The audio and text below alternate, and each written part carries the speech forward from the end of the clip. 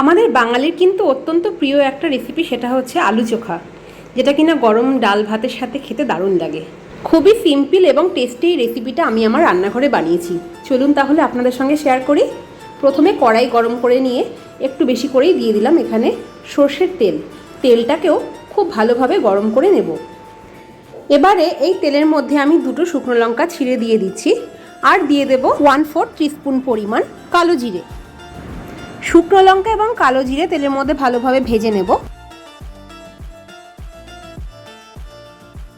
এখন এই ভাজা শুকনো লঙ্কা এবং অল্প একটু কালো জিরে সহ গরম তেল তুলে রেখে দেব। আর আলুর চোখার জন্য আমি প্রথমেই আলু সিদ্ধ করে রেখেছি, কিন্তু সেটার ভিডিওতে আর দেখাইনি। আমার প্রয়োজন মতো আমি মাঝারি সাইজের 5টা আলু সিদ্ধ করে নিয়েছি।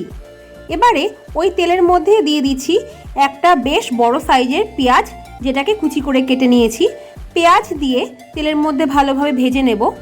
আর পেঁয়াজটাকে এখানে খুব বেশি কড়া করে ভাজবো না, হালকা ব্রাউন করে ভেজে নেব। এবার এর মধ্যে আমি দিয়ে দিলাম স্বাদ অনুযায়ী লবণ। পেঁয়াজ কুচিগুলো হালকা ব্রাউন কালারের হয়ে গেছে। এখন এর মধ্যে আমি দিয়ে দিচ্ছি একটা বড় সাইজের টমেটো কুচি এবং স্বাদ অনুযায়ী 4-5টা চেরা কাঁচা লঙ্কা। একটা ঢাকনা দিয়ে 3-4 মিনিটের জন্য ঢেকে গ্যাসের ফ্লেমটাকে একদম লোতে রেখে রান্না করে নেব, যাতে টমেটোটা তাড়াতাড়ি নরম হয়ে যায়।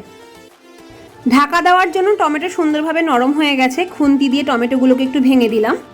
এবারে সিদ্ধ করা আলুগুলোকে এক এক করে এর মধ্যে দিয়ে দেব।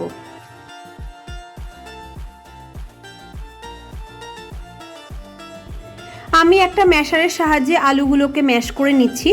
চাইলে হাত দিয়েও ম্যাশ করে নেওয়া যায়, তবে ম্যাশারের সাহায্যে ম্যাশ করলে আলুগুলোর মধ্যে কোনো দানা থাকে না।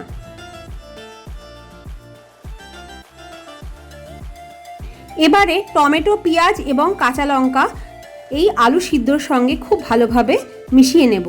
আর এখানে গ্যাসের ফ্লেমটাকেও আমি একদম লোতে রেখেছি, যাতে আলুগুলো বেশি লালচে না হয়ে যায়। এবারে যেই তেলটা তুলে রেখেছিলাম আর শুকনো লঙ্কা তুলে রেখেছিলাম, সেই শুকনো লঙ্কাগুলোকে তেলের মধ্যে ভালোভাবে গুঁড়ো করে নেব। আলু সিদ্ধটাকে এখন হালকা হাতে একটু নাড়িয়ে নেব, যেহেতু লো ফ্লেমে এটা গ্যাসের মধ্যেই ছিল। এবারে এই শুকনো লঙ্কা গুঁড়ো করা তেলটা আমি আলু সিদ্ধর মধ্যে মিশিয়ে দেব। এইভাবে শুকনো লঙ্কা গুঁড়ো করে একটু আলুর চোখার মধ্যে দিলে সেই আলুর চোখার খেতে কিন্তু দারুণ লাগে। আর সমস্ত শুকনো লঙ্কা দেওয়ার পরে এবার আলুর মধ্যে মিশিয়ে নিচ্ছি, যাতে শুকনো লঙ্কার যে ফ্লেভারটা পুরো আলুর চোখার মধ্যে মিশে যায়। তো বন্ধুরা, আজকে কেমন লাগলো রেসিপি অবশ্যই কিন্তু কমেন্ট করে জানাবেন। আর ভালো লাগলে একটা লাইক করবেন, শেয়ার করবেন এবং আমার চ্যানেলটিকে প্লিজ সাবস্ক্রাইব করবেন। আর সাবস্ক্রাইবের পাশের বেল বাটনটি কিন্তু অবশ্যই প্রেস করবেন, যাতে পরবর্তী সমস্ত রেসিপি ভিডিও আপনাদের কাছে পৌঁছে যায়। তাহলে এখন গরম গরম ডাল ভাতের সঙ্গে পরিবেশনের পালা। আজ তবে এইটুকুই। ধন্যবাদ।